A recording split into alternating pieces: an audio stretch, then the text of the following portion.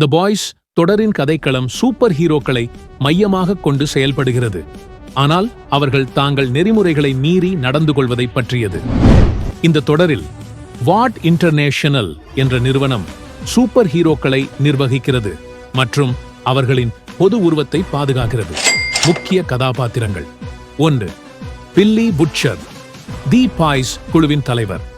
அவருடைய மனைவி பிக்கா மாயமானது, அதை சூப்பர் ஹீரோ ஹோம்லாண்டர் செய்ததென அவர் நம்புகிறார். 2. ஹியூயி கேம்பெல், தி பாய்ஸ் குழுவில் சேர்ந்த ஒரு சாதாரண இளைஞன்.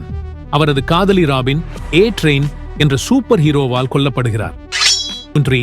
ஹோம்லாண்டர், மிகப்பெரிய சக்தி மற்றும் புறநோக்குத்தன்மை கொண்ட சூப்பர் ஹீரோ, ஆனால் அடிக்கடி அநியாயமாக நடந்து கொள்வார். 4. என்னி ஜனுவரி, ஸ்டார்லைட் பிரீட்ஸ், புதிதாக தி 7 குழுவில் சேர்ந்த சூப்பர் ஹீரோ. அவர் சரியான முறையில் செயல்பட முயற்சிக்கிறார்.